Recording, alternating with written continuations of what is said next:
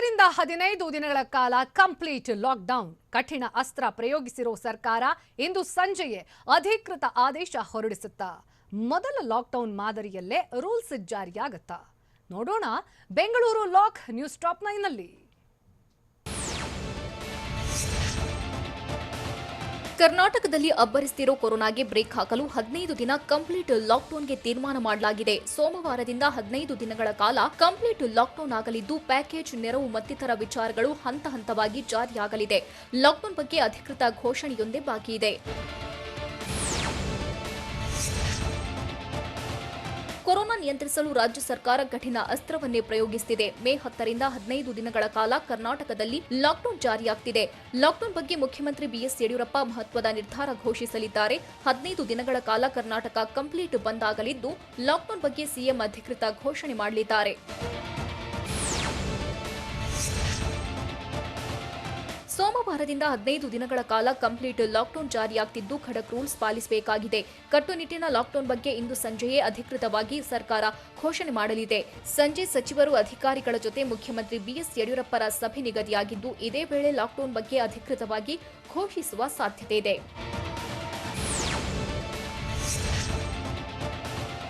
15 ದಿನಗಳ ಕಾಲ complete lockdown ಮಾಡಲು ಸರ್ಕಾರ ನಿರ್ಧರಿಸಿದ್ದು 15 ದಿನ ಕಠಿಣಾತಿ ಕಠಿಣ ನಿಯಮಗಳು ಜಾರಿಗೆ ಬರಲಿವೆ. ಇಂದು ಸಂಜೆ ಲಾಕ್ಡೌನ್ ಬಗ್ಗೆ ಸರ್ಕಾರ ಅಧಿಕೃತವಾಗಿ ಘೋಷಣೆ ಮಾಡಲಿದ್ದು ಕೊರೋನಾ ಮೊದಲ ಅಲೆಯಲ್ಲಿ ಹೇರಿದ್ದ ಲಾಕ್ಡೌನ್ ಮಾದರಿಯಲ್ಲೇ ಲಾಕ್ಡೌನ್ ಜಾರಿ ಮಾಡಲಿದ್ದಾರೆ.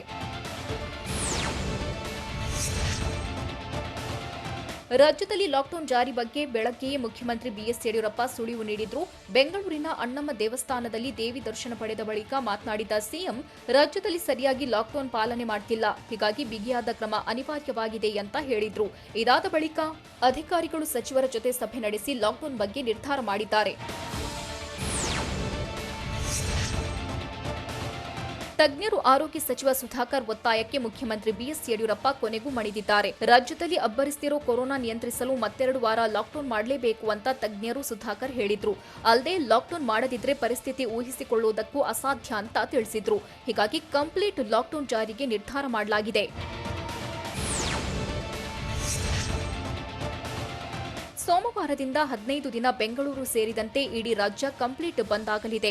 ಕಠಿಣಾತಿ ಕಠಿಣ ನಿಯಮ ಜಾರಿಗೆ ತರಲು ತೀರ್ಮಾನ ಮಾಡಿದ್ದು 15 ದಿನಗಳ ಕಾಲ ಹೊಸ್ತಿಲು ದಾಟೋ ಹಾಗೇನೇ ಇಲ್ಲ ಅಂತ ಹೇಳಲಾಗಿದೆ. ಬೇಕಾಬಿಟ್ಟಿ ಓಡಾಡಿದ್ರೆ ಕಠಿಣ ಶಿಕ್ಷೆ ಗ್ಯಾರಂಟಿಯಾಗಿದ್ದು ಮನೆಯಿಂದ ಹೊರಬರಬೇಕಂದ್ರೆ ಪಾಸ್ ಜಾರಿಗೊಳಿಸುವ ಸಾಧ್ಯತೆಗಳಿವೆ. ಕಠಿಣ ನಿಯಮ ಜಾರಿಗೆ ಮುಖ್ಯಮಂತ್ರಿ ಬಿಎಸ್ ಯಡಿಯೂರಪ್ಪ ನೇತೃತ್ವದ ಸಭೆಯಲ್ಲಿ ಬಿಬಿಎಂಪಿ ಆಯುಕ್ತ ಗೌರವ್ ಗುಪ್ತಾ ಮನವಿ ಮಾಡಿದ್ದಾರೆ. ಬೆಂಗಳೂರಲ್ಲಿ ಒಂದೇ ಒಂದು ವಾಹನವು ರಸ್ತೆಯಲ್ಲಿ ಕಾಣಬಾರದು, ಯಾರೂ ಕೂಡ ರಸ್ತೆಗೆ ಇಳಿಯಲೇಬಾರದು, ಹಾಗಿದ್ರೆ ಮಾತ್ರ ಕೊರೋನಾ ಚೈನ್ ಬ್ರೇಕ್ ಸಾಧ್ಯ ಅಂತ ಸಿಎಂ ಸಭೆಯಲ್ಲಿ ಬಿಬಿಎಂಪಿ ಆಯುಕ್ತ ಗೌರವ್ ಗುಪ್ತಾ ಆಗ್ರಹಿಸಿದ್ದಾರೆ. ಬೆಂಗಳೂರಲ್ಲಿ ಕೊರೋನಾ ಸೋಂಕು ಮಿತಿ ಮೀರಿದ್ದು ದಿನೇ ದಿನೇ ವೈರಸ್ ಅಬ್ಬರ ಹೆಚ್ಚಾಗ್ತಿದೆ. ಹೀಗಾಗಿ ಮತ್ತೆ ಲಾಕ್ಡೌನ್ಗೆ ನಿರ್ಧಾರ ಮಾಡಲಾಗಿದೆ. ಆದರೆ ಬೆಂಗಳೂರನ್ನ ಕಂಪ್ಲೀಟ್ ಲಾಕ್ಡೌನ್ ಮಾಡಬೇಕು ಅಂತ ಬಿಬಿಎಂಪಿ ಆಯುಕ್ತ ಗೌರವ್ ಗುಪ್ತಾ ಒತ್ತಾಯಿಸಿದ್ದಾರೆ. ಸದ್ಯ ಜನರು ಬೇಕಾಬಿಟ್ಟಿ ಓಡಾಡ್ತಿದ್ದಾರೆ. ಹೀಗಿರುವಾಗ ಸದ್ಯದ ಪರಿಸ್ಥಿತಿಯಲ್ಲಿ ಕೊರೋನಾ ಕಂಟ್ರೋಲ್ ಅಸಾಧ್ಯ ಅಂತ ಬಿಬಿಎಂಪಿ ಆಯುಕ್ತ ಗೌರವ್ ತಿಳಿಸಿದ್ದಾರೆ. 15 ದಿನ ಕಂಪ್ಲೀಟ್ ಲಾಕ್ಡೌನ್ ಮಾಡೋದ್ರಿಂದ ಆಗುವ ಲಾಭ ಏನು? ಸಂಪೂರ್ಣ ಬಂದ್ ಮಾಡೋಕೆ ಮನವಿ ಮಾಡಿರೋ ಬಿಬಿಎಂಪಿಯ ಪ್ಲಾನ್ಗಳೇನು? ಸರ್ಕಾರದ ನಿರ್ಧಾರದಿಂದ ನಿಟ್ಟುಸಿರು ಬಿಟ್ಟಿದ್ದು ಹೇಗೆ ಅಧಿಕಾರಿಗಳು? ನೋಡೋಣ ಕರುನಾಡು ಲಾಕ್ ನ್ಯೂಸ್ ಟಾಪ್ 9 ನಲ್ಲಿ.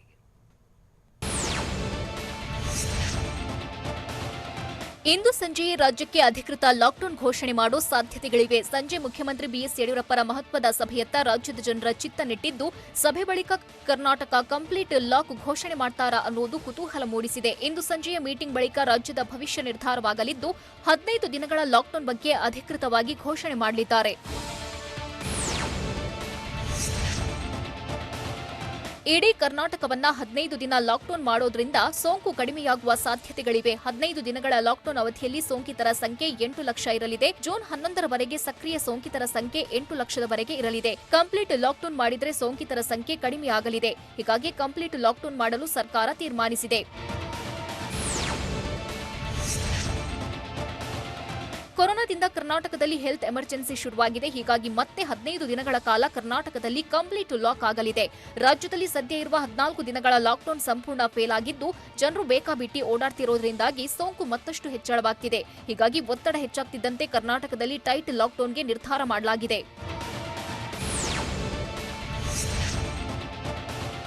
ಕ್ಷಣ ಕ್ಷಣಕ್ಕೂ ಬೆಂಗಳೂರಲ್ಲಿ ಕೊರೋನಾ ಕಂಟ್ರೋಲ್ ತಪ್ಪುತ್ತಿದ್ದು, ಪರಿಸ್ಥಿತಿ ಕೈಮೀರಿ ಹೋಗ್ತಿರೋದ್ರಿಂದ ಬಿಬಿಎಂಪಿ ದಿಕ್ಕೆ ತೋಚದೆ ಕಂಗಾಲಾಗಿದೆ. ಹೀಗಾಗಿ ಲಾಕ್ಡೌನ್ಗೆ ಮನವಿ ಮಾಡಿರೋ ಬಿಬಿಎಂಪಿ ಆಕ್ಸಿಜನ್ ಉಳ್ಳ ಹೆಚ್ಚುವರಿ ಬೆಡ್ ವ್ಯವಸ್ಥೆ ಮಾಡ್ತಿದೆ. ಈಗಾಗಲೇ ಕೊರೋನಾ ಸಮುದಾಯ ಮಟ್ಟದಲ್ಲಿ ಸ್ಪ್ರೆಡ್ ಆಗಿದ್ದು, ಪಾಸಿಟಿವಿಟಿ ರೇಟ್ 40ಕ್ಕೆ ಏರಿಕೆಯಾಗಿದೆ. ಹೀಗಾಗಿ ಐಸಿಯು ಬೆಡ್ಗಳ ಅಭಾವ ಉಂಟಾಗಿದ್ದು, ಸಂಪೂರ್ಣವಾಗಿ ಲಾಕ್ಡೌನ್ ಮಾಡುವಂತೆ ಸಿಎಸ್ಗೆ ಮನವಿ ಮಾಡಿತ್ತು. ಬೆಂಗಳೂರನ್ನ ಕಂಪ್ಲೀಟ್ ಲಾಕ್ಡೌನ್ ಮಾಡದಿದ್ರೆ ಪರಿಸ್ಥಿತಿ ಮತ್ತಷ್ಟು ಹದಗೆಡುವ ಬಗ್ಗೆ ಬಿಬಿಎಂಪಿಗೆ ಮನದಟ್ಟಾಗಿತ್ತು. ಲಾಕ್ಡೌನ್ ಮಾಡದಿದ್ರೆ ಐಸಿಯು, ಎಚ್ಡಿಯು, ವೆಂಟಿಲೇಟರ್ ಬೆಡ್ ವ್ಯವಸ್ಥೆ ಮಾಡಲು ಸಾಧ್ಯವೇ ಇಲ್ಲವೆಂದು ಅಧಿಕಾರಿಗಳು ಹೇಳಿದ್ರು. ಎಷ್ಟೇ ಪ್ರಯತ್ನ ಪಟ್ಟರೂ ಕೋವಿಡ್ ಕಂಟ್ರೋಲ್ಗೆ ಬರಲ್ಲವೆಂದು ಅಧಿಕಾರಿಗಳು ತಿಳಿಸಿದ್ರು. ಲಾಕ್ಡೌನ್ ಮಾಡಿದ್ರೆ ಜನರ ಓಡಾಟ ಕಡಿಮೆಯಾಗಲಿದ್ದು, ಚಿಕ್ಕ ಚಿಕ್ಕ ಆಸ್ಪತ್ರೆಗಳಲ್ಲಿ ಕೂಡ ಆಕ್ಸಿಜನ್ ವ್ಯವಸ್ಥೆ ಮಾಡಲು ಅವಕಾಶ ಸಿಗಲಿದೆ ಅಂತ ಹೇಳಿದ್ರು. ಅದರಂತೆ ಲಾಕ್ಡೌನ್ಗೆ ನಿರ್ಧಾರ ಮಾಡಿದ್ದು ಬಿಬಿಎಂಪಿ ನಿಟ್ಟುಸಿರು ಬಿಡುವಂತಾಗಿದೆ. ಲಾಕ್ಡೌನ್ಗೆ ಮನವಿ ಮಾಡಿರೋ ಬಿಬಿಎಂಪಿ ಕೊರೋನಾ ಸೋಂಕಿತರಿಗೆ ಬೆಡ್, ಆಕ್ಸಿಜನ್ ವ್ಯವಸ್ಥೆ ಮಾಡಲು ಸರ್ಕಸ್ ಮಾಡ್ತಿದೆ. ಕೋವಿಡ್ ಕೇರ್ ಸೆಂಟರ್ನಲ್ಲಿ 2,000 ಆಕ್ಸಿಜನ್ ಬೆಡ್ ವ್ಯವಸ್ಥೆ ಮಾಡಲಿದ್ದು, 50% ಆಕ್ಸಿಜನ್ ಬೆಡ್ ಮಾಡಲು ಪ್ರಯತ್ನಿಸುತ್ತಿದೆ. ಅಲ್ಲದೆ 15,000 ಬೆಡ್ಗಳನ್ನು ಹೋಟೆಲ್ನಲ್ಲಿ ನಿರ್ಮಿಸಲು ತಯಾರಿ ಮಾಡುತ್ತಿದ್ದು, ವಿದೇಶಗಳಿಂದ ಆಕ್ಸಿಜನ್ ತರಿಸಲು ಬಿಬಿಎಂಪಿ ಪ್ಲಾನ್ ಮಾಡಿದೆ. ಜೊತೆಗೆ ವಿಪ್ರೋ, ಇನ್ಫೋಸಿಸ್, ಎಚ್ಪಿ-ನಂತಹ ಪ್ರತಿಷ್ಠಿತ ಕಂಪನಿಗಳ ಜೊತೆ ನಿರಂತರ ಸಂಪರ್ಕದಲ್ಲಿದ್ದು, ಸರ್ಕಾರಿ ಹಾಗೂ ಮೆಡಿಕಲ್ ಕಾಲೇಜುಗಳಲ್ಲಿ ಐಸಿಯು ನಿರ್ಮಾಣಕ್ಕೆ ಮುಂದಾಗಿದೆ. ಮುಖ್ಯಮಂತ್ರಿಗಳ ಸಭೆಯಲ್ಲಿ ಬೆಂಗಳೂರಿನಲ್ಲಿ ಕಟ್ಟುನಿಟ್ಟಿನ ಕ್ರಮದ ಬಗ್ಗೆ ಬಿಬಿಎಂಪಿ ಅಧಿಕಾರಿಗಳು ಮಾಹಿತಿ ನೀಡಿದ್ರು. ಇದಾದ ಬಳಿಕ 15 ದಿನ ಲಾಕ್ಡೌನ್ ಮಾಡಲು ಸಿಎಂ ನಿರ್ಧರಿಸಿದ್ದಾರೆ. ಸಭೆಯಲ್ಲಿ ವ್ಯಾಕ್ಸಿನ್ ಕೊರತೆ ಬಗ್ಗೆಯೂ ಚರ್ಚಿಸಿದ್ದಾರೆ. ಕೇಂದ್ರ ಸರ್ಕಾರ ಖಾಸಗಿ ಆಸ್ಪತ್ರೆಗಳಿಗೆ ನೀಡುತ್ತಿದ್ದ ವ್ಯಾಕ್ಸಿನ್ ಹಂಚಿಕೆಗೆ ಬ್ರೇಕ್ ಹಾಕಿದ್ದು, ಖಾಸಗಿ ಆಸ್ಪತ್ರೆಗಳು ಲಸಿಕೆಯನ್ನ ವ್ಯಾಕ್ಸಿನ್ ತಯಾರಿಕಾ ಕಂಪನಿಗಳಿಂದ ನೇರವಾಗಿ ಖರೀದಿಸಲು ಸೂಚನೆ ನೀಡಲಾಗಿದೆ. ಇದರಿಂದ ಖಾಸಗಿ ಆಸ್ಪತ್ರೆಯಲ್ಲಿ ವ್ಯಾಕ್ಸಿನ್ ಅಭಾವ ಉಂಟಾಗಿದೆ ಅಂತ ತಿಳಿಸಿದ್ದಾರೆ. ರಾಜ್ಯ ಲಾಕ್ಡೌನ್ ಪರ ಹಲವು ಸಚಿವರು ಬ್ಯಾಟ್ ಬೀಸುತ್ತಿದ್ದಾರೆ. ಕಂಪ್ಲೀಟ್ ಲಾಕ್ಡೌನ್ಗೆ ಕೇಂದ್ರ ಸಚಿವ ಡಿವಿ ಸದಾನಂದಗೌಡ ಸಲಹೆ ನೀಡಿದ್ರು. ಅಲ್ಲದೆ ಡಿಸಿಎಂ ಲಕ್ಷ್ಮಣ ಸವದಿ, ಸಚಿವರಾದ ಬಿಸಿ ಪಾಟೀಲ್, ಆನಂದ್ ಸಿಂಗ್, ಶಶಿಕಲಾ ಜೊಲ್ಲೆ ಸಹ ಲಾಕ್ಡೌನ್ ಪರ ಬ್ಯಾಟ್ ಬೀಸಿದ್ದಾರೆ. ಸಂಸದೆ ಶೋಭಾ ಕರಂದ್ಲಾಜೆ ಸಹ ಕರ್ನಾಟಕ ಲಾಕ್ಡೌನ್ ಮಾಡಬೇಕು ಅಂತ ಹೇಳಿದ್ರು. ಅಂತಿಮವಾಗಿ ಇವರೆಲ್ಲರ ಅಭಿಪ್ರಾಯಕ್ಕೆ ಮನ್ನಣೆ ನೀಡಿರೋ ಸಿಎಂ 15 ದಿನ ಕಂಪ್ಲೀಟ್ ಲಾಕ್ಡೌನ್ ಮಾಡೋ ನಿರ್ಧಾರ ಕೈಗೊಂಡಿದ್ದಾರೆ. ಇಡೀ ಕರ್ನಾಟಕ ಮತ್ತೆರಡು ವಾರ ಲಾಕ್ಡೌನ್ ಆಗಲಿದೆ. ಸದ್ಯ ಜಾರಿಯಲ್ಲಿರೋ ಲಾಕ್ಡೌನ್ ಮೇ 12ಕ್ಕೆ ಮುಕ್ತಾಯವಾಗಲಿದೆ. ಆದರೆ ಇದಕ್ಕೂ ಮುನ್ನವೇ 15 ದಿನಗಳ ಲಾಕ್ಡೌನ್ ಆಗ್ತಿದೆ. ಈಗಿರುವ ನಿಯಮಗಳ ಜೊತೆಗೆ ಮತ್ತಷ್ಟು ಕಠಿಣ ನಿಯಮಗಳನ್ನು ಜಾರಿ ಮಾಡಲು ಪ್ಲಾನ್ ಮಾಡಿದ್ದು, ಪರಿಷ್ಕೃತ ಮಾರ್ಗಸೂಚಿಯಲ್ಲಿ ಎಲ್ಲವೂ ಸ್ಪಷ್ಟವಾಗಲಿದೆ. ಲಾಕ್ಡೌನ್ನಲ್ಲಿ ನರಪಿಳ್ಳೆಯೂ ಓಡಾಡದಂತೆ ಗಲ್ಲಿ ಗಲ್ಲಿಯನ್ನು ಲಾಕ್ ಮಾಡ್ತಾರಾ? ಅಗತ್ಯ ವಸ್ತುಗಳ ಖರೀದಿಗೆ ಬೆಳಗ್ಗೆ 10 ಗಂಟೆಗೆ ಡೆಡ್ಲೈನ್ ಆಗತ್ತಾ? ಹೋಟೆಲ್ಗಳಲ್ಲಿ ಪಾರ್ಸೆಲ್ಗಳಿಗೂ ಕೊಕ್ಕೆ ಬೀಳುತ್ತಾ? ನೋಡೋಣ ಏನಿರುತ್ತೆ ಏನಿರಲ್ಲ ನ್ಯೂಸ್ ಟಾಪ್ 9ನಲ್ಲಿ.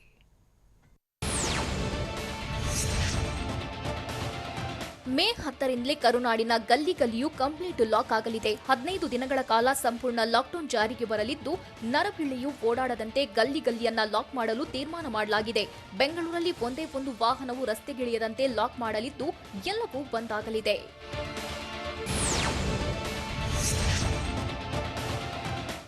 ಕೊರೋನಾಗೆ ಕಡಿವಾಣ ಹಾಕಲು ರಾಜ್ಯ ಸರ್ಕಾರ ಕಠಿಣ ಲಾಕ್ಡೌನ್ ಅಸ್ತ್ರವನ್ನೇ ಪ್ರಯೋಗಿಸಿದೆ. ಇಂದು ಸಂಜೆಯೇ ಅಧಿಕೃತ ಆದೇಶ ಹೊರಬೀಳಲಿದ್ದು, ಮೇ 10ರಿಂದ 15 ದಿನಗಳ ಕಾಲ ಇಡೀ ರಾಜ್ಯವೇ ಸಂಪೂರ್ಣ ಲಾಕ್ ಆಗಲಿದೆ.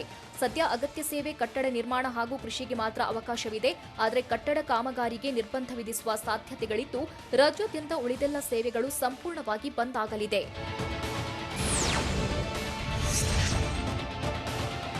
ರಾಜ್ಯದಲ್ಲಿ ಕೊರೋನಾ ಕಟ್ಟಿ ಹಾಕೋಕೆ ಮೇ 10ರಿಂದ ಮತ್ತೆ 15 ದಿನಗಳ ಕಾಲ ಲಾಕ್ಡೌನ್ ಜಾರಿಗೊಳಿಸಲಾಗುತ್ತಿದೆ. ಲಾಕ್ಡೌನ್ನಲ್ಲಿ ಅಗತ್ಯ ವಸ್ತುಗಳ ಖರೀದಿಗೆ ನೀಡಿರೋ ಅವಕಾಶದಲ್ಲಿ ಮತ್ತೆ ನಿರ್ಬಂಧ ವಿಧಿಸುವ ಸಾಧ್ಯತೆಗಳಿವೆ. ಹಾಲು, ಹಣ್ಣು, ತರಕಾರಿ, ದಿನಸಿ ಖರೀದಿಗೆ ಬೆಳಗ್ಗೆ 6ರಿಂದ 10 ಗಂಟೆಯ ಅವಕಾಶ ಇರಲಿದ್ದು, ಮೆಡಿಕಲ್ ಸ್ಟೋರ್ಗಳು, ಆಸ್ಪತ್ರೆಗಳು ಎಂದಿನಂತೆ ಓಪನ್ ಇರಲಿದೆ. ಬೆಳಗ್ಗೆ 6 ಗಂಟೆಯಿಂದ 10 ಗಂಟೆಯವರೆಗೆ ಅಗತ್ಯ ವಸ್ತುಗಳ ಖರೀದಿಗೆ ಮಾತ್ರವೇ ಅವಕಾಶ ನೀಡಲಾಗುತ್ತೆ.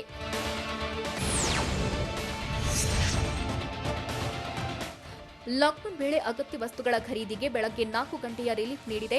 ಬೆಳಗ್ಗೆ 6 ಗಂಟೆಯಿಂದ ಬೆಳಗ್ಗೆ 10 ಗಂಟೆಯವರೆಗೂ ಅಗತ್ಯ ವಸ್ತುಗಳು ಸಿಗುತ್ತೆ. ಬೆಳಗ್ಗೆ 6ರಿಂದ 10 ಗಂಟೆವರೆಗೆ ಹಾಲು, ಮೊಸರು, ತರಕಾರಿ, ದಿನಸಿ, ಹೂವು, ಹಣ್ಣು, ಮೀನು, ಮಾಂಸ ಖರೀದಿಗೂ ಸರ್ಕಾರ ಗ್ರೀನ್ ಸಿಗ್ನಲ್ ನೀಡಲಿದ್ದು, ಹೆಚ್ಚುವರಿ 2 ಗಂಟೆಯ ವ್ಯಾಪಾರಕ್ಕೆ ಬ್ರೇಕ್ ಬೀಳಲಿದೆ ಎಂದಿದೆ.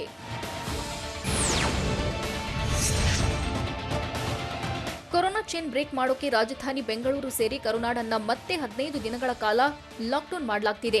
ಇದರಿಂದ 15 ದಿನಗಳ ಕಾಲ ಯಾರೂ ಕೂಡ ಹೊರಗೆ ಹೆಜ್ಜೆ ಇಡಂಗಿಲ್ಲ. ಲಾಕ್ಡೌನ್ ವೇಳೆ ರಾಜ್ಯಾದ್ಯಂತ ಹೋಟೆಲ್ಗಳ ಬಾಗಿಲು ಓಪನ್ ಇರಲಿದೆ.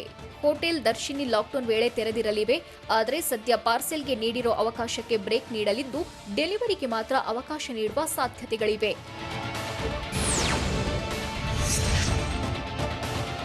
ವೀಕೆಂಡ್ ಕರ್ಫ್ಯೂನಲ್ಲಿ ಸರ್ಕಾರ ಬಾರ್, ವೈನ್ ಶಾಪ್, ರೆಸ್ಟೋರೆಂಟ್ ಸೇರಿದಂತೆ ಎಲ್ಲವನ್ನು ಕ್ಲೋಸ್ ಮಾಡಿಸಿತ್ತು. ಆದರೆ ಸದ್ಯ ಜಾರಿಯಲ್ಲಿರೋ ಲಾಕ್ಡೌನ್ನಲ್ಲಿ ಬೆಳಗ್ಗೆ ಮದ್ಯ ಖರೀದಿಸಲು ಅವಕಾಶ ನೀಡಲಾಗಿದೆ. ಆದರೆ ಮೇ 10ರಿಂದ ಜಾರಿಯಾಗಲಿರೋ ಲಾಕ್ಡೌನ್ನಲ್ಲಿ ಬಾರ್ ಓಪನ್ ಮಾಡಲು ನಿರ್ಬಂಧ ಹೇರುವ ಸಾಧ್ಯತೆಗಳಿವೆ.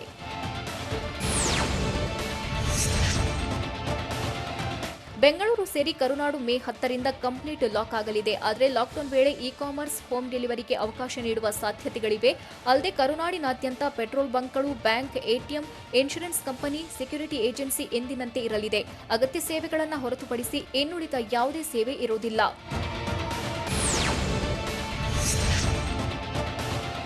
ಬೆಂಗಳೂರು ಕಂಪ್ಲೀಟ್ ಲಾಕ್ಡೌನ್ ಮಾಡುವಂತೆ ಬಿಬಿಎಂಪಿ ಮನವಿಗೆ ಸರ್ಕಾರ ಒಪ್ಪಿಗೆ ಸೂಚಿಸಿದೆ. ಕನಿಷ್ಠ 15 ದಿನವಾದರೂ ಕಂಪ್ಲೀಟ್ ಲಾಕ್ಡೌನ್ ಮಾಡಬೇಕು. ಜನರು ಮನೆಯಿಂದ ಆಚೆ ಬರದಂತೆ ನೋಡಿಕೊಳ್ಳಲು ಪೊಲೀಸರಿಗೆ ಖಡಕ್ ಆಗಿ ಸೂಚಿಸುವಂತೆ ಬಿಬಿಎಂಪಿ ಅಧಿಕಾರಿಗಳು ಒತ್ತಾಯಿಸಿದ್ರು. 15 ದಿನಗಳ ಕಾಲ ಫ್ರಂಟ್ ಲೈನ್ ವಾರಿಯರ್ಸ್ ಹೊರತುಪಡಿಸಿ ಮತ್ಯಾರೂ ಓಡಾಡುವಂತಿಲ್ಲ ಎಂದು ಆದೇಶ ಮಾಡುವಂತೆ ಮನವಿ ಮಾಡಿತ್ತು. ಅದರಂತೆ ಸರ್ಕಾರ ಫ್ರಂಟ್ ಲೈನ್ ವಾರಿಯರ್ಸ್ಗೆ ಮಾತ್ರ ಸಂಚಾರಕ್ಕೆ ಅವಕಾಶ ನೀಡುವ ಸಾಧ್ಯತೆಗಳಿವೆ.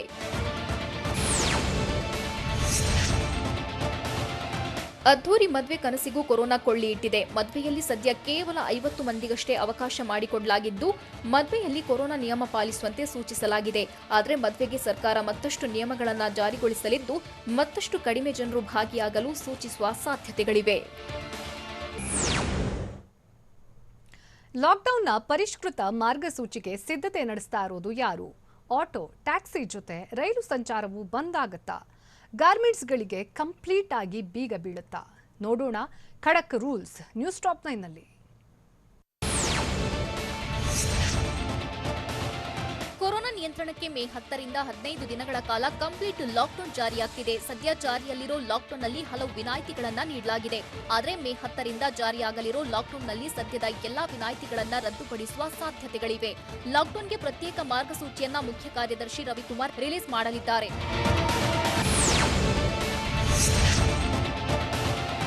ಕರ್ನಾಟಕದಲ್ಲಿ ಅಬ್ಬರಿಸುತ್ತಿರುವ ಕೊರೋನಾ ನಿಯಂತ್ರಿಸಲು ಮತ್ತೆ 15 ದಿನಗಳ ಕಾಲ ಲಾಕ್ಡೌನ್ ಜಾರಿಗೆ ಬರ್ತಿದೆ. ಹೀಗಾಗಿ ಬಿಬಿಎಂಪಿ ಆರೋಗ್ಯ ಅಧಿಕಾರಿಗಳ ಜೊತೆ ಮುಖ್ಯ ಕಾರ್ಯದರ್ಶಿ ರವಿಕುಮಾರ್ ಚರ್ಚೆ ನಡೆಸುತ್ತಿದ್ದು, ಹೊಸ ಮಾರ್ಗಸೂಚಿ ಸಿದ್ಧಪಡಿಸುತ್ತಿದ್ದಾರೆ.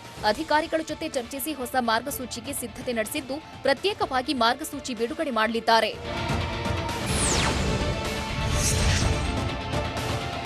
ಕೊರೋನಾ ಕಟ್ಟಿ ಹಾಕೋಕೆ ಮೇ 10ರಿಂದ ಮತ್ತೆ 15 ದಿನಗಳ ಕಾಲ ಲಾಕ್ಡೌನ್ ಜಾರಿಗೊಳಿಸಲಾಗುತ್ತಿದೆ. ಲಾಕ್ಡೌನ್ ವೇಳೆ ಬೆಂಗಳೂರು ಸೇರಿ ಕರುನಾಡಿನಾದ್ಯಂತ ಬಸ್ ಸೇವೆ ಇರುವುದಿಲ್ಲ. 15 ದಿನ ಕೆಎಸ್ಆರ್ಟಿಸಿ ಹಾಗೂ ಬಿಎಂಟಿಸಿ ಬಸ್ಗಳು ರೋಡಿಗೆ ಇಳಿಯೋದಿಲ್ಲ. ಸದ್ಯ ಮೆಜೆಸ್ಟಿಕ್ನ ಬಿಎಂಟಿಸಿ ಬಸ್ ನಿಲ್ದಾಣದಿಂದ ವಿಮಾನ ನಿಲ್ದಾಣಕ್ಕೆ ಹೋಗುವವರಿಗೆ ಗಂಟೆಗೊಂದು ಬಸ್ ವ್ಯವಸ್ಥೆ ಇದ್ದು, ಇದು ಹಾಗೆ ಮುಂದುವರಿಯಲಿದೆ.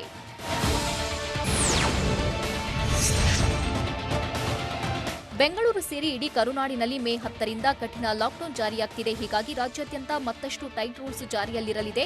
ಈ ವೇಳೆ ಆಟೋ, ಟ್ಯಾಕ್ಸಿ ಸಂಚಾರಕ್ಕೆ ಕಂಪ್ಲೀಟ್ ಬ್ರೇಕ್ ಬೀಳಲಿದೆ. ಬೆಂಗಳೂರು ಸೇರಿ ರಾಜ್ಯಾದ್ಯಂತ ಆಟೋ, ಟ್ಯಾಕ್ಸಿ, ಓಲಾ, ಊಬರ್ ಸೇರಿದಂತೆ ಯಾವುದೇ ಸೇವೆ ಇರಲ್ಲ. ಆಟೋ, ಟ್ಯಾಕ್ಸಿ, ಓಲಾ, ಊಬರ್ ರೋಡಿಗಿಳಿಸಿದ್ರೆ ಖಾಕಿ ಪಡೆ ಬಿಸಿ ಮುಟ್ಟಿಸಲಿದೆ. ಆಪ್ ಆಧಾರಿತ ಎಲ್ಲ ಆಟೋ, ಟ್ಯಾಕ್ಸಿ ಸಂಚಾರಕ್ಕೂ ಬ್ರೇಕ್ ಹಾಕಲಾಗುತ್ತೆ.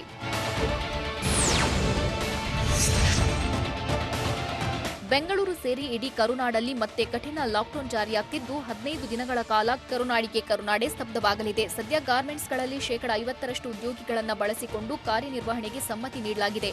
ಆದರೆ ಪರಿಷ್ಕೃತ ಮಾರ್ಗಸೂಚಿಯಲ್ಲಿ ಗಾರ್ಮೆಂಟ್ಸ್ಗಳಿಗೆ ಕಂಪ್ಲೀಟ್ ಬೀಗ ಬೀಳುವ ಸಾಧ್ಯತೆ ಇದೆ.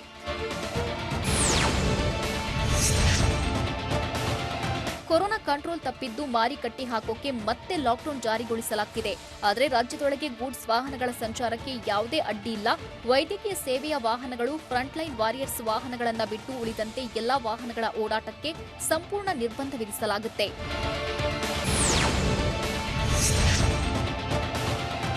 ಮೇ ಮೇ 10ರಿಂದ ಜಾರಿಯಾಗಲಿರೋ ಲಾಕ್ಡೌನ್ನಲ್ಲಿಯೂ ಕೃಷಿ ಕಾಮಗಾರಿಗೆ ಯಾವುದೇ ನಿರ್ಬಂಧವಿರುವುದಿಲ್ಲ. ಕೃಷಿ ಸಂಬಂಧಿತ ಅಂಗಡಿಗಳು, ರಸಗೊಬ್ಬರ ಅಂಗಡಿಗಳು, ಕೃಷಿ ಉಪಕರಣಗಳ ಅಂಗಡಿಗಳು, ಮೀನುಗಾರಿಕೆ, ಕೋಳಿ ಫಾರಂ, ಮಾಂಸದ ಅಂಗಡಿ, ಡೇರಿ ಓಪನ್ ಇರಲಿದೆ.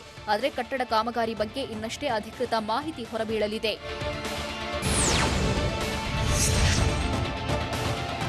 ಅಬ್ಬರಿಸ್ತಿರೋ ಕೊರೋನಾ ಕಟ್ಟಿ ಹಾಕಲು ಸರ್ಕಾರ ಮತ್ತೆ ಕಠಿಣ ಲಾಕ್ಡೌನ್ ಅಸ್ತ್ರ ಪ್ರಯೋಗಿಸಿದ್ದು, ಮೇ 10ರಿಂದ ಲಾಕ್ಡೌನ್ ಜಾರಿಯಾಗ್ತಿದೆ.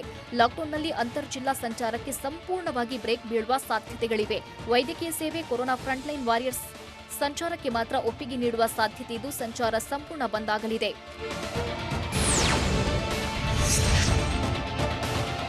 ರಾಜ್ಯಾದ್ಯಂತ ಇರೋ ದೇವಾಲಯಗಳು, ಮಸೀದಿಗಳು ಕಂಪ್ಲೀಟ್ ಕ್ಲೋಸ್ ಆಗಿದ್ದು, ಮತ್ತಷ್ಟು ದಿನ ಭಕ್ತರಿಗೆ ಬಾಗಿಲು ಹಾಕಲಿವೆ. ರಾಜ್ಯಾದ್ಯಂತ ಚರ್ಚ್ಗಳು ಸಹ ಸಂಪೂರ್ಣ ಕ್ಲೋಸ್ ಆಗಲಿದೆ. ದೇಗುಲದಲ್ಲಿ ಅರ್ಚಕರಿಗೆ ಮಾತ್ರ ಪೂಜೆ ಸಲ್ಲಿಸಲು ಅವಕಾಶ ನೀಡಲಾಗಿದೆ. ಇನ್ನು ಮಸೀದಿಯಲ್ಲಿ ಮೌಲ್ವಿಗೆ ಮಾತ್ರ ಅವಕಾಶ ನೀಡಲಾಗಿದ್ರೆ, ಚರ್ಚ್ನಲ್ಲಿ ಪಾದ್ರಿಗೆ ಮಾತ್ರ ಪ್ರಾರ್ಥನೆಗೆ ಅವಕಾಶ ನೀಡಲಾಗಿದೆ. ಇದೇ ನಿಯಮ ಮುಂದುವರಿಯಲಿದ್ದು, ರಾಜಕೀಯ, ಧಾರ್ಮಿಕ, ಸಾಮಾಜಿಕ ಸಮಾರಂಭಕ್ಕೂ ಬ್ರೇಕ್ ಹಾಕಲಾಗಿದೆ. ರಾಜ್ಯದಲ್ಲಿ ಲಾಕ್ಡೌನ್ ಅನಿವಾರ್ಯ ಅಂತ ಹೇಳಿದವರು ಯಾರು? ಬೆಳಗಾವಿಯ ಸುವರ್ಣಸೌಧವನ್ನ ಕೋವಿಡ್ ಕೇರ್ ಸೆಂಟರ್ ಮಾಡಿ ಎಂದ ಶಾಸಕ ಯಾರು? ತೆಂಗಿನಕಾಯಿ ಸಂತೆಯಲ್ಲಿ ಜನಜಾತ್ರೆ ಹೇಗಿತ್ತು? ನೋಡೋಣ ಕೊರೋನಾ ಸುಳಿ ನ್ಯೂಸ್ ಟಾಪ್ 9ನಲ್ಲಿ. ಕೊರೋನಾ ಕಡಿಮೆಯಾಗಬೇಕಾದ್ರೆ ಲಾಕ್ಡೌನ್ ಅನಿವಾರ್ಯ ಅಂತ ಬೆಂಗಳೂರಿನಲ್ಲಿ ಆರೋಗ್ಯ ಸಚಿವ ಡಾಕ್ಟರ್ ಕೆ ಸುಧಾಕರ್ ಹೇಳಿದ್ದಾರೆ. ಜನರ ಸಾವು ನೋವು ಆಗಬಾರ್ದೆಂದ್ರೆ ಲಾಕ್ಡೌನ್ ಬೇಕು. ಅಲ್ಲದೆ ಕೋವಿಡ್ ಚೈನ್ ಲಿಂಕ್ ಮುರಿಯಲು ಲಾಕ್ಡೌನ್ ಬೇಕೇ ಬೇಕು. ಲಾಕ್ಡೌನ್ ಮಾಡದಿದ್ರೆ ಸಾವು ನೋವುಗಳು ಹೆಚ್ಚಾಗ್ತದೆ ಅಂತ ಸಚಿವ ಸುಧಾಕರ್ ಆತಂಕ ವ್ಯಕ್ತಪಡಿಸಿದ್ದಾರೆ.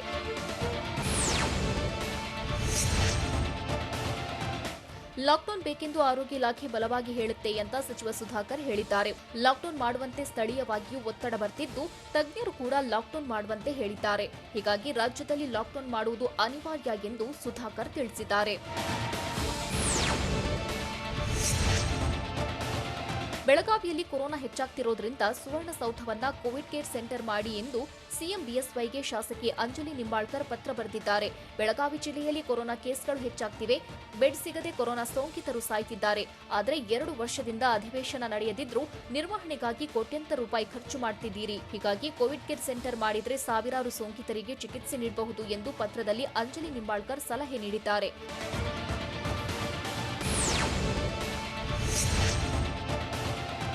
ಮಂಡ್ಯದಲ್ಲಿ ಕೊರೋನಾ ಅಬ್ಬರಿಸುತ್ತಿದ್ರೂ ಜನರು ಮಾತ್ರ ಕ್ಯಾರೆ ಎಂದಿಲ್ಲ. ಕೊರೋನಾ ಹೆಚ್ಚಳದ ನಡುವೆಯೂ ನಾಗಮಂಗಲದ ಎಪಿಎಂಸಿ ಮಾರುಕಟ್ಟೆಯಲ್ಲಿ ತೆಂಗಿನಕಾಯಿ ಸಂತೆ ಮಾಡಿದ್ದು ಜನಜಾತ್ರೆಯೇ ಸೇರಿತ್ತು. ಸರಿಯಾಗಿ ಮಾಸ್ಕ್ ಧರಿಸದೆ, ಸಾಮಾಜಿಕ ಅಂತರ ಪಾಲಿಸದೆ ಕೊರೋನಾ ನಿಯಮ ಉಲ್ಲಂಘಿಸಿದ್ದಾರೆ.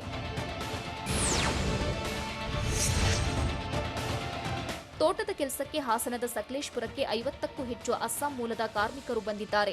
ಈ ಬಗ್ಗೆ ಮಾಹಿತಿ ಸಿಕ್ತಿದ್ದಂತೆ ಯಸಳೂರು ಗ್ರಾಮಕ್ಕೆ ಅಧಿಕಾರಿಗಳು ಭೇಟಿ ನೀಡಿ ಪರಿಶೀಲನೆ ನಡೆಸಿದ್ದು, ವೈದ್ಯರನ್ನ ಕರೆಸಿ ಕೋವಿಡ್ ಟೆಸ್ಟ್ ಮಾಡಿಸಿದ್ದಾರೆ. 14 ದಿನ ಕಾರ್ಮಿಕರಿಂದ ಯಾವುದೇ ಕೆಲಸ ಕಾರ್ಯಗಳನ್ನ ಮಾಡಿಸದೆ ಹೋಮ್ ಕ್ವಾರಂಟೈನ್ನಲ್ಲಿ ಇರುವಂತೆ ತಿಳಿಸಿದ್ದು, ಖರ್ಚು ವೆಚ್ಚವನ್ನ ತೋಟದ ಮಾಲೀಕರೇ ನೋಡಿಕೊಳ್ಳುವಂತೆ ಸಕಲೇಶಪುರ ತಹಶೀಲ್ದಾರ್ ಜಯಕುಮಾರ್ ಸೂಚಿಸಿದ್ದಾರೆ.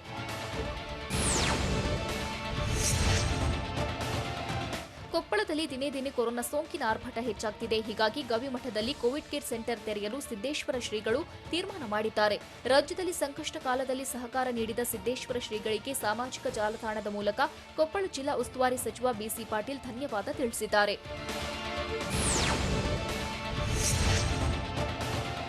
ಗದಗದಲ್ಲಿ ಸೋಂಕಿನ ಸಂಖ್ಯೆ ಹೆಚ್ಚಾಗ್ತಿದ್ದು, ಜಿಮ್ಸ್ ಆಸ್ಪತ್ರೆಗೆ 10 ಹೊಸ ವೆಂಟಿಲೇಟರ್ ತರುವಲ್ಲಿ ಡಿಸಿ ಯಶಸ್ವಿಯಾಗಿದ್ದಾರೆ.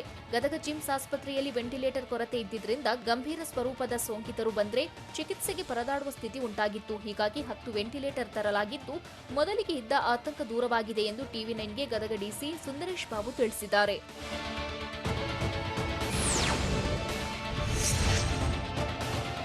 ಗದಗದಲ್ಲಿ ಕೊರೋನಾ ಆರ್ಭಟ ಹೆಚ್ಚಾಗ್ತಿದ್ದು, ಜಿಮ್ಸ್ ಆಸ್ಪತ್ರೆ ಭರ್ತಿಯಾಗಿದೆ.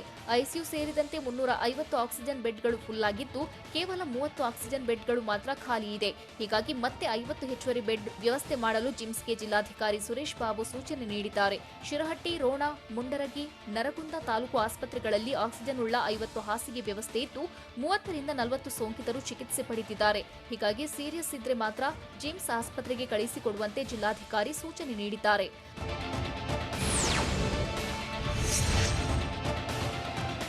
ರಾಜ್ಯದಲ್ಲಿ ಅಬ್ಬರಿಸುತ್ತಿರೋ ಕೊರೋನಾ ಕಂಡ್ರೆ ಎಲ್ಲರಿಗೂ ಭಯವಾಗ್ತಿದೆ. ಕೆಲವರು ಕೊರೋನಾ ಪಾಸಿಟಿವ್ ಅಂದ್ರೆ ಭಯ ಬಿದ್ದು ಆತ್ಮಹತ್ಯೆಗೆ ಶರಣಾಗಿದ್ದಾರೆ. ಹೀಗಾಗಿ ಜಾಗೃತಿ ಮೂಡಿಸಲು ಪೊಲೀಸ್ ಕಾನ್ಸ್ಟೇಬಲ್ ಮಸ್ತ್ ಡ್ಯಾನ್ಸ್ ಮಾಡಿದ್ದಾರೆ.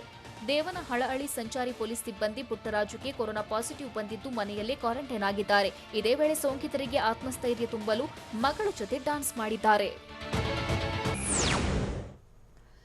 ದೇಶದಲ್ಲಿ ಕಳೆದ 24 ಗಂಟೆಯಲ್ಲಿ ಎಷ್ಟು ಕೊರೋನಾ ಕೇಸ್ ಪತ್ತೆಯಾಗಿದೆ? ಕೇಂದ್ರ ಸರ್ಕಾರಕ್ಕೆ ಸುಪ್ರೀಂ ಕೋರ್ಟ್ನಲ್ಲಿ ಭಾರೀ ಮುಖಭಂಗವಾಗಿದ್ದು ಹೇಗೆ? ದೇಶದ ಯಾವ್ಯಾವ ರಾಜ್ಯಗಳಲ್ಲಿ ಲಾಕ್ಡೌನ್ ಜಾರಿಯಾಗಿದೆ? ಇದೆಲ್ಲವನ್ನ ನೋಡೋಣ ಕೊರೋನಾ ಅಲರ್ಟ್ ನ್ಯೂಸ್ ಟಾಪ್ 9ನಲ್ಲಿ.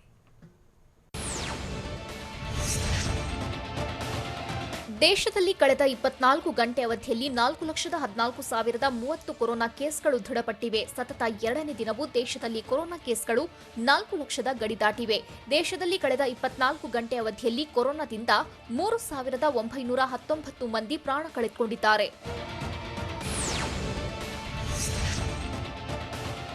ರಾಜಸ್ಥಾನದಲ್ಲಿ ಮೇ 10ರಿಂದ ಮೇ 24ರವರೆಗೆ ಸಂಪೂರ್ಣ ಲಾಕ್ಡೌನ್ ಘೋಷಿಸಲಾಗಿದೆ. ರಾಜಸ್ಥಾನದಲ್ಲಿ ಕೊರೋನಾ ಕೇಸ್ ಹೆಚ್ಚಳವಾದ ಕಾರಣದಿಂದ ರಾಜ್ಯಾದ್ಯಂತ ಸಂಪೂರ್ಣ ಲಾಕ್ಡೌನ್ ಘೋಷಿಸಲಾಗಿದೆ. ರಾಜಸ್ಥಾನ ರಾಜ್ಯದಲ್ಲಿ 1,96,000ಕ್ಕಿಂತ ಹೆಚ್ಚಿನ ಕೊರೋನಾ ಸಕ್ರಿಯ ಪ್ರಕರಣಗಳಿವೆ.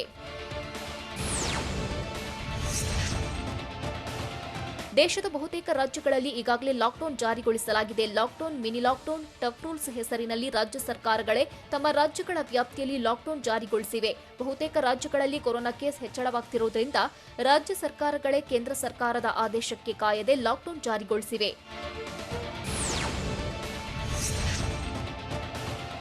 ಕೇಂದ್ರ ಸರ್ಕಾರಕ್ಕೆ ಸುಪ್ರೀಂ ಕೋರ್ಟ್ನಲ್ಲಿ ಭಾರೀ ಮುಖಭಂಗವಾಗಿದೆ. ಕರ್ನಾಟಕಕ್ಕೆ 1,800 ಮೆಟ್ರಿಕ್ ಟನ್ ಆಕ್ಸಿಜನ್ ನೀಡಬೇಕು ಎಂಬ ಕರ್ನಾಟಕ ಹೈಕೋರ್ಟ್ ಆದೇಶವನ್ನು ಸುಪ್ರೀಂ ಕೋರ್ಟ್ ಎತ್ತಿ ಹಿಡಿದಿದೆ.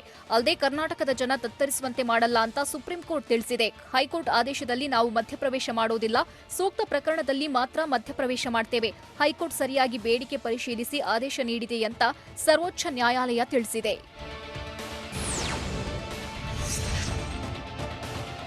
ಕಳೆದ 6 ದಿನಗಳಲ್ಲಿ ಅಮೆರಿಕದಿಂದ ಭಾರತಕ್ಕೆ ಕೊರೋನಾ ನೆರವು ಹೊತ್ತ 6 ವಿಮಾನಗಳು ಬಂದಿವೆ. ಅಮೆರಿಕದ 1.5 lakh oxygen cylinder, 1.25 lakh remdesivir vials, 10 lakh rapid testing kit, 550 oxygen concentrator, ventilator ಸೇರಿದಂತೆ ಅನೇಕ ವೈದ್ಯಕೀಯ ಉಪಕರಣಗಳನ್ನು ನೆರವಿನ ರೂಪದಲ್ಲಿ ಭಾರತಕ್ಕೆ ನೀಡಿದೆ. ಭಾರತಕ್ಕೆ ಪೋಲ್ಯಾಂಡ್, ಸ್ವಿಟ್ಜರ್ಲೆಂಡ್ ಕೂಡ ನೆರವು ನೀಡಿದೆ. ಪೋಲ್ಯಾಂಡ್ 100 ಆಕ್ಸಿಜನ್ ಕನ್ಸಂಟ್ರೇಟರ್, ಸ್ವಿಟ್ಜರ್ಲೆಂಡ್ನಿಂದ 600 ಆಕ್ಸಿಜನ್ ಕನ್ಸಂಟ್ರೇಟರ್, 50 ರೆಸ್ಪಿರೇಟರ್ಗಳನ್ನು ಭಾರತಕ್ಕೆ ಕೊರೋನಾ ನೆರವಿನ ರೂಪದಲ್ಲಿ ನೀಡಲಾಗಿದೆ. ವಿದೇಶಿ ವೈದ್ಯಕೀಯ ನೆರವನ್ನ ದೇಶಾದ್ಯಂತ ಇರುವ 38 ಕೇಂದ್ರದ ವೈದ್ಯಕೀಯ ಸಂಸ್ಥೆಗಳಿಗೆ ನೀಡಲಾಗಿದೆ ಎಂದು ಕೇಂದ್ರದ ಆರೋಗ್ಯ ಇಲಾಖೆ ಹೇಳಿದೆ. ದೇಶದಲ್ಲಿ ಕೊರೋನಾ ರೋಗಿ ಹಾಗೂ ಕೊರೋನಾ ರೋಗಿಗಳ ಪಾರ್ಥಿವ ಶರೀರ ಸಾಗಿಸುವ ಆಂಬ್ಯುಲೆನ್ಸ್ಗಳು ದುಬಾರಿ ದರ ವಸೂಲಿ ಮಾಡ್ತಿವೆ. ಇದನ್ನು ತಡೆಗಟ್ಟಲು ಹರಿಯಾಣ ಸರ್ಕಾರ ಆಂಬ್ಯುಲೆನ್ಸ್ಗಳು ಪ್ರತಿ ಕಿಲೋಮೀಟರ್ಗೆ 13 ರೂಪಾಯಿ ಮಾತ್ರ ದರ ವಿಧಿಸಬೇಕೆಂದು ಆದೇಶ ನೀಡಿದೆ. ಆದರೆ ದೆಹಲಿ, ಬಿಹಾರ ಸೇರಿದಂತೆ ಬಹುತೇಕ ರಾಜ್ಯಗಳಲ್ಲಿ ಆಂಬ್ಯುಲೆನ್ಸ್ಗಳು ರೋಗಿಗಳ ಸಂಬಂಧಿಕರಿಂದ ದುಬಾರಿ ದರ ವಸೂಲಿ ಮಾಡ್ತಿವೆ. ಕೋವಿಶೀಲ್ಡ್ ಲಸಿಕೆಯ 2ನೇ ಡೋಸ್ ಪಡೆಯುವ ಅವಧಿಯನ್ನು ಹೆಚ್ಚಿಸುವ ಬಗ್ಗೆ ಕೇಂದ್ರ ಸರ್ಕಾರದ ತಜ್ಞರ ಸಮಿತಿ ಪರಿಶೀಲನೆ ನಡೆಸುತ್ತಿದೆ. ಪ್ರಸ್ತುತ ಮೊದಲ ಡೋಸ್ ಕೋವಿಶೀಲ್ಡ್ ಲಸಿಕೆ ಪಡೆದ 4 ರಿಂದ 6 ವಾರದಲ್ಲಿ 2ನೇ ಡೋಸ್ ಲಸಿಕೆ ಪಡೆಯಬೇಕು. ಆದರೆ ಇದನ್ನು 6 ರಿಂದ 8 ವಾರಕ್ಕೆ ಹೆಚ್ಚಿಸುವುದು ಸೂಕ್ತ ಎನ್ನುವ ಬಗ್ಗೆ ತಜ್ಞರ ಸಮಿತಿ ಪರಿಶೀಲನೆ ನಡೆಸುತ್ತಿದ್ದು ಮುಂದಿನ ವಾರ ವರದಿ ನೀಡಲಿದೆ. ಕೊರೋನಾ ಲಸಿಕೆ ಪಡೆದ ನಂತರವೂ ಜನರಲ್ಲಿ ಕೊರೋನಾ ಪಾಸಿಟಿವ್ ಬಂದಿರುವ ಪ್ರಕರಣಗಳ ಬಗ್ಗೆ ಐಸಿಎಂಆರ್ ಅಧ್ಯಯನ ಮಾಡಿದೆ. ಈ ರೀತಿ ದೇಶದಲ್ಲಿ 4.5% ಪ್ರಕರಣಗಳಿವೆ. ಆದರೆ ಕೊರೋನಾ ಲಸಿಕೆ ಪಡೆದ ಬಳಿಕ ಯಾವುದೇ ಸಾವು ಸಂಭವಿಸಿಲ್ಲ. ಲಸಿಕೆ ಪಡೆದ ನಂತರ ಅಲ್ಪ ಪ್ರಮಾಣದ ಕೊರೋನಾ ಲಕ್ಷಣಗಳು ಮಾತ್ರ ಕಂಡುಬಂದಿವೆ. ಲಸಿಕೆ ಪಡೆದವರಲ್ಲಿ ಕೊರೋನಾ ಮತ್ತೆ ಬಂದರೂ ಆಸ್ಪತ್ರೆಗೆ ದಾಖಲಾಗುವ ಪರಿಸ್ಥಿತಿ ಬಂದಿಲ್ಲ ಎಂದು ಐಸಿಎಂಆರ್ ಸಾಂಕ್ರಾಮಿಕ ಸೋಂಕು ತಜ್ಞ ಸಮೀರನ್ ಪಾಂಡಾ ಹೇಳಿದ್ದಾರೆ. ಲಾಕ್ಡೌನ್ ವೇಳೆ ರಾಗಿಣಿ ಸಂಜನಾ ಸಾಮಾಜಿಕ ಕಳಕಳಿ ಮೆರೆದಿದ್ದು ಹೇಗೆ? ತಮಿಳು ನಟ ವಿಜಯ್ ಅವರ ತಳಪತಿ 65 ಚಿತ್ರದ 2ನೇ ಹಂತದ ಶೂಟಿಂಗ್ ನಡೆಯೋದು ಯಾವಾಗ? ರಾಮನಾಗಿದ್ದು ಹೇಗೆ ದೂದ್ಪೇಡ ದಿಗಂತ್? ಇದೆಲ್ಲವನ್ನ ನೋಡೋಣ ಎಂಟರ್ಟೈನ್ಮೆಂಟ್ ನ್ಯೂಸ್ ಟಾಪ್ 9ನಲ್ಲಿ.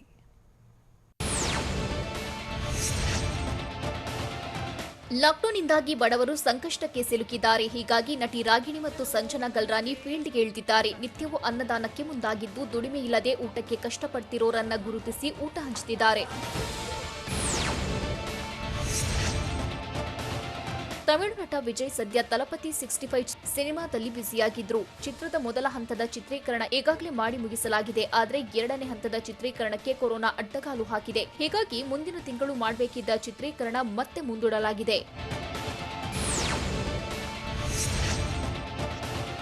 ಬಾಲಿವುಡ್ ನಟಿ ಕೃತಿ ಸನೋನ್ ಭಾವನಾತ್ಮಕ ವಿಡಿಯೋವೊಂದನ್ನ ಹಂಚಿಕೊಂಡಿದ್ದಾರೆ. ಈಗಿನ ಪರಿಸ್ಥಿತಿ ನೋಡಿದ್ರೆ ಜಾತಿ, ಧರ್ಮ, ಮತ ಎಲ್ಲವೂ ಶೂನ್ಯ. ನಾವೆಲ್ಲರೂ ಒಂದೇ, ಹಾಗಾಗಿ ಒಬ್ಬರಿಗೊಬ್ಬರು ನಿಲ್ಲಬೇಕು ಎಂದು ಹೇಳಿದ್ದಾರೆ. ಈ ವಿಡಿಯೋ ಸಾಮಾಜಿಕ ಜಾಲತಾಣದಲ್ಲಿ ವೈರಲ್ ಆಗಿದೆ.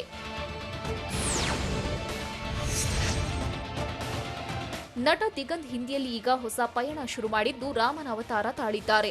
ರಾಮಯುಗ್ ಅನ್ನೋ ಹೊಸ ವೆಬ್ ಸರಣಿಯಲ್ಲಿ ದಿಗಂತ್ ರಾಮನಾಗಿ ಕಾಣಿಸಿಕೊಳ್ತಿದ್ದು, ಸದ್ಯ ವೆಬ್ ಸರಣಿ ಲಾಂಚ್ ಆಗಿದೆ. ದಿಗಂತ್ ಲುಕ್ಗೆ ಪ್ರೇಕ್ಷಕರು ಫಿದಾ ಆಗಿದ್ದಾರೆ.